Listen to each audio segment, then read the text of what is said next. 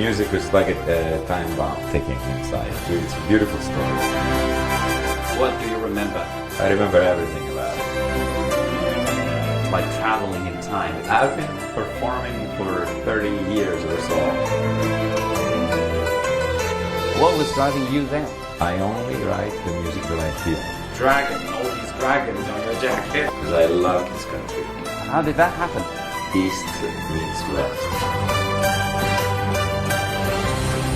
How different is it? It's one thing to read about it, it's another thing to be in it. What can we expect? And it's just the beginning. You know more about it than I do. My part of my work. Stop.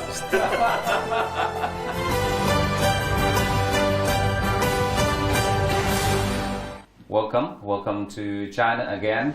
Thank you. It's my pleasure to be here. All right, and I do like your jacket. It looks very Chinese. Thank you. You have all these dragons on your jacket. I know. We also love it. Actually, I like it very much. Good, thank you. And your visit here this time been welcomed actually by your Chinese fans very much, and they are looking forward very much to your performance at the Spring Festival Gala. Yeah. How did that happen? It's a long story. It's a beautiful story, actually. It's a lot of people worked very hard to make this happen.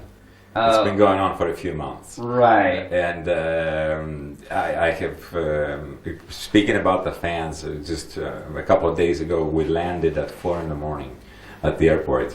And I knew there were going to be a few cameras there, maybe, and I figured at 4 in the morning, who's going to be there? Maybe 3 people. There were hundreds of people there. Cameras everywhere. I just said, like, it's 4 in the morning. Doesn't anybody sleep here? The fans are so warm and so passionate. Were you surprised to see that you have such a big fan base in China? Yeah, I wasn't surprised. I was surprised at how passionate they were. That they waited, or they woke up so early to be at the airport and wait for me to land. It was. I know I have quite a few people here who enjoy my music, which is very nice, because I love this country.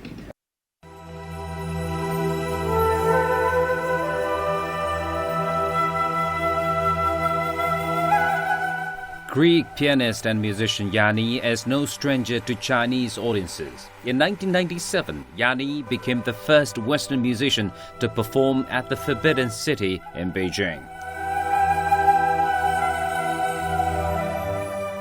His piece called Nightingale, inspired by a Chinese fairy tale, was a welcome surprise for his Chinese fans.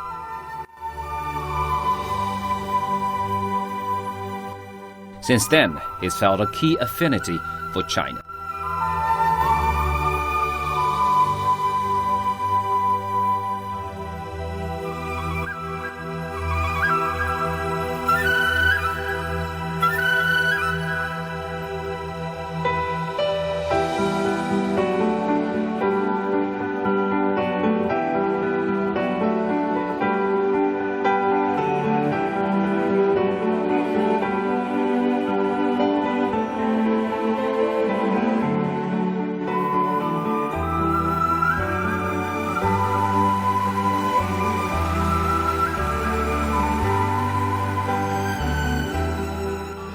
China, here we come. I'm so excited. Happy New Year, everybody. 16 years after his Forbidden City concert, Yanni returned to China performing at CCTV's Spring Festival Gala. I'm so excited about it.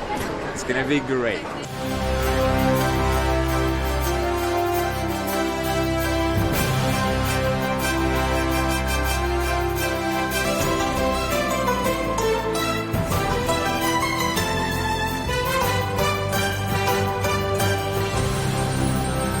First reaction is great honor. It's the Chinese people have honored me many, many times. It feels like home here. Every time I come to China, the Chinese people honor me. And they have been very honorable people. They always deliver in what they say. I love this country.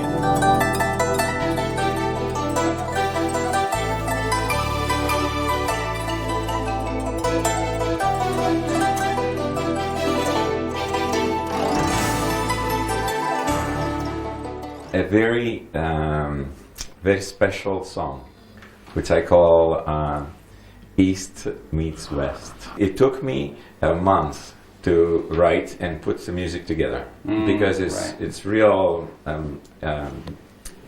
Asian music, Chinese music actually, blended with Western music. I worked hard so that it's not like jammed. It has to be effortless. It becomes one piece, and it moves. And I'm hoping that the Chinese people will enjoy the song as is. But I believe that not only Chinese people can enjoy this piece of music, that anybody can enjoy this piece of music.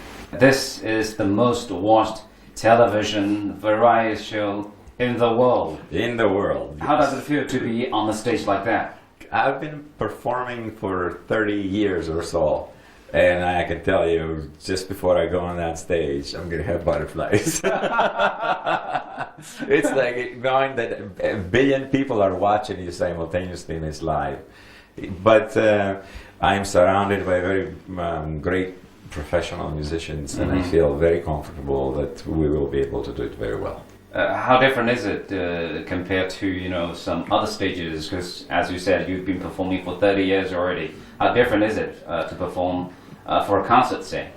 It's you're out of your element. In these kind of shows, there's so many. What's going on behind the stage is craziness. There's so many performances going, and I'm stunned that they can keep track of everything and keep the show going flawlessly like that. We had dress rehearsal, yes, and I saw what was going on backstage, and yet in the front everything looks perfect. Stuff just moving around, lights, this, that, the stage changes, stuff leaves, comes.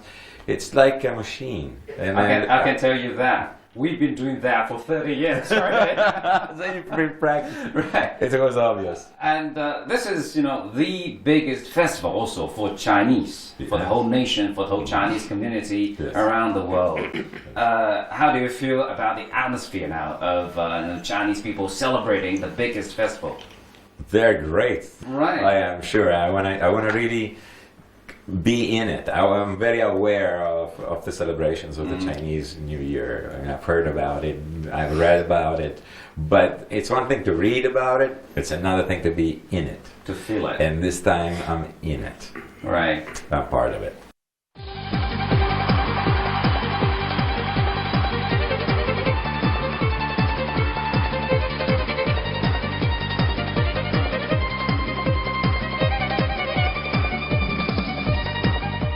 We're in Shanghai. It's a beautiful city. I mean, look around, it's pretty amazing. Yanni's affection for China continues with his world tours. He's come to China several times.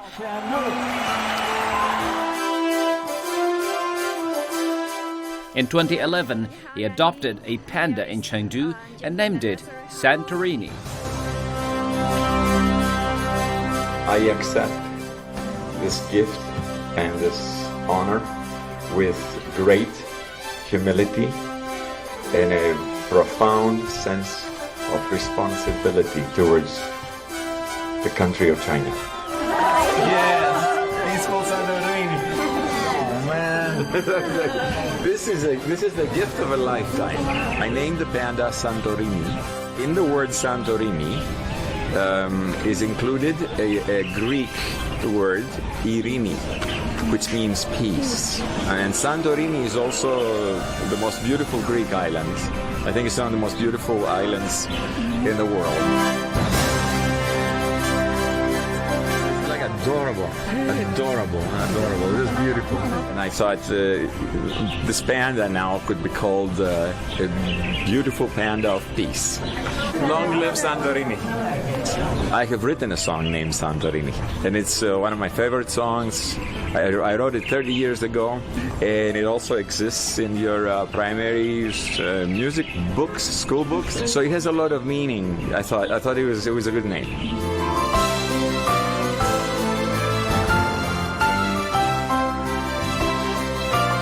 It takes your heart away. They're so adorable.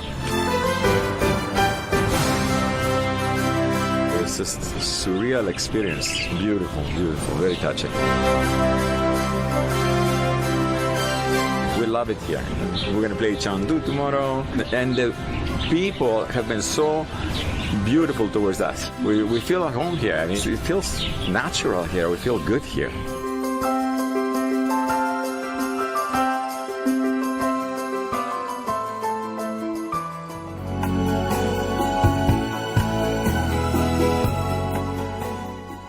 Yet of all the beautiful memories he's made in China, he says his most unforgettable experience was in 1997 when he became the first Western musician to ever perform at the Forbidden City.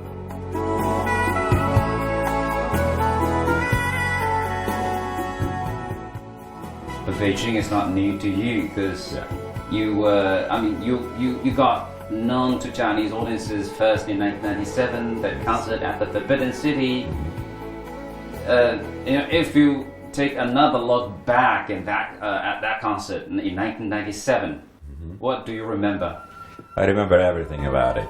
It's one of the highlights, not only of my career, it's one of the highlights of my life. They say that before you die, your life flashes before you. I think the performance in the Forbidden City will be one of the things that I will see. You were actually the first Western musician to be allowed to perform at the Forbidden City in China. Yes. At the time. And it happened a few months apart. It was a very difficult, it was an exciting 2 or 3 years for me during that time. It took close to 2 years to complete the concert, to make the concert happen.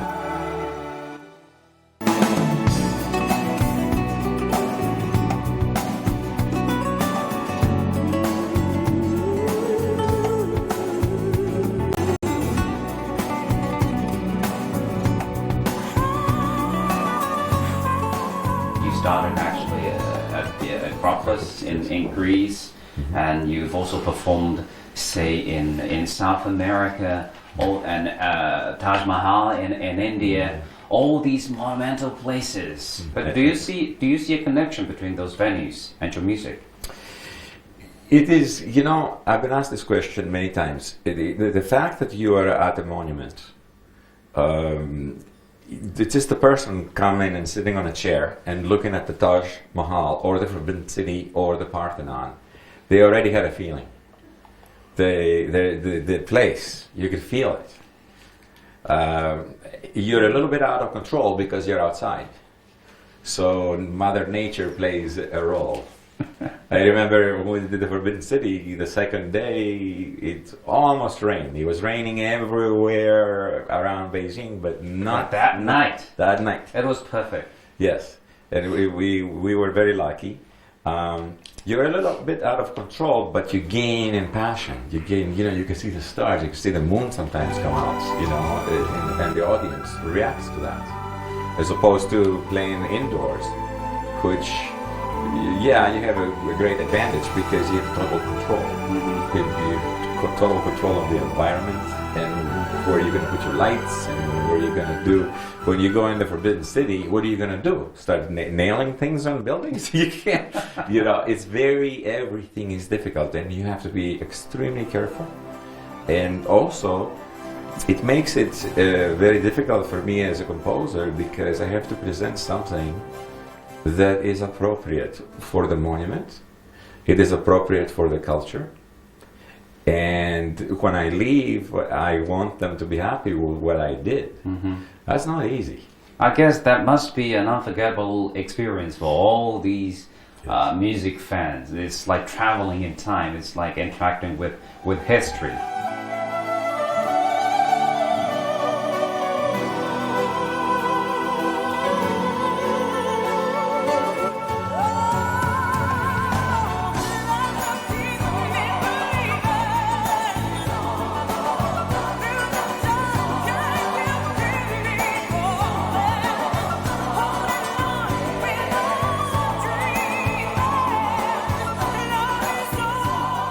It was very touched, because it was my first time in China. I had no idea what to expect. I was learning about the culture, the people, how the people behave. You know, it just really, I respect the Chinese people very much because they love their country, they have a passion for their country. I've watched them since 97 to 2013, how much this country has exploded and the changes that have taken place. With great pleasure, I might add, watching this country just come up like this. And I spend a lot of time when I travel all over the world, do concerts every night. Since the last time we did the concerts here in China, which was a year and a half ago, I talk to every audience every night, whether I'm in Brazil or in Norfolk, Virginia, right next to the U.S. Navy. I'm talking to the military and I'm talking to them about the Chinese people and how they are. I feel as if, you know, I'm doing a good thing for the world by introducing cultures. Just give them an idea of a little more, an understanding of each other.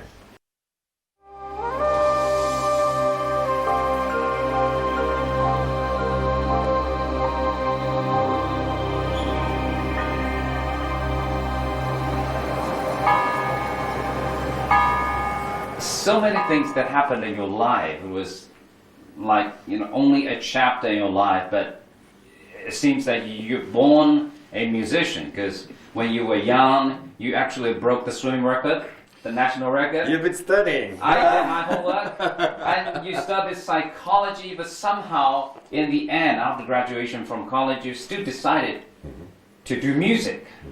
What was driving you there? It was, I think music was like a time bomb ticking inside. I always wanted to do music. Been very lucky to have had two great parents. Unfortunately, they're both gone now.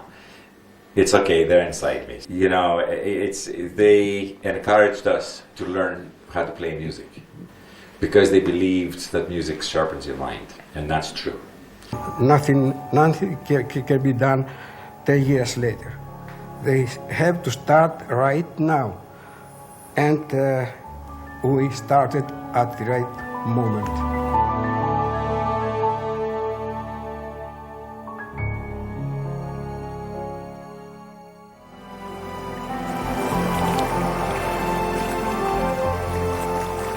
I'm telling him, Yanni, take care of Yanni too, not only music. Does he listen to you? Oh, sometimes. You know him. He's doing anything he likes to do.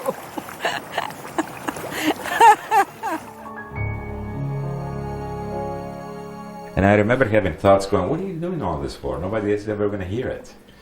But I had a passion. It was a fire inside. And then I'm fearless with life. I know in life you have to take chances. And I thought, okay, I will take a whole year, get out of school, I'll wait, graduate school can wait, and I will just do music for a year.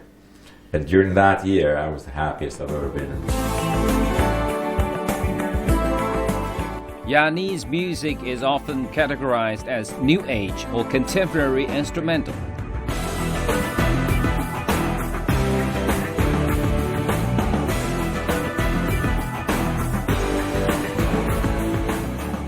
As an instrumental blend of fusion jazz, world music, classical and soft rock. But the musician himself says his music defies simple categorization.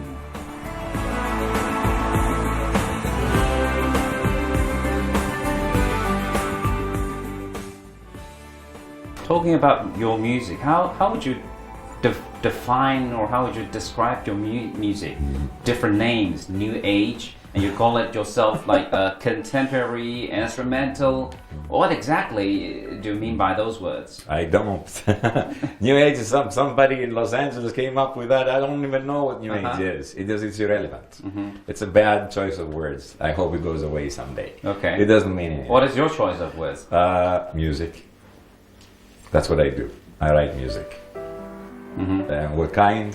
There is, you know, in society, there is a necessity to use labels. It's good If you're looking for milk, you go to the grocery store, you go under the dairy section and you find the milk. That's really good. You try to put names on art, whether it's painting or it is music or whatever else, that's where I get a problem with. This year, starting from April, I guess, you are going to have that tour of all these cities in China: Nanjing, Yes. Shanghai, Guangzhou, Chengdu, Xi'an, and Yes. back to Beijing. And You know more about it than I do. well, I have to do my homework, my part of homework. So, what have you got to say to your Chinese fans? I'm just glad I'm back, and it's just the beginning. You know, I've been in China. The Forbidden City was extremely important. I've come back a few times, but now it's beginning to get very serious because I love the country. I love the people. We started talking earlier. Yeah, I have a lot of respect for the Chinese people. All my experiences have been amazing in China. They have honored me in every possible way that you can honor a human being, by what they do, by their actions. Can we expect to see you work more with Chinese musicians? Yes, absolutely. Right. Okay. We look forward to it, and all the best wishes. Thank you. Thank you. for My your time. pleasure.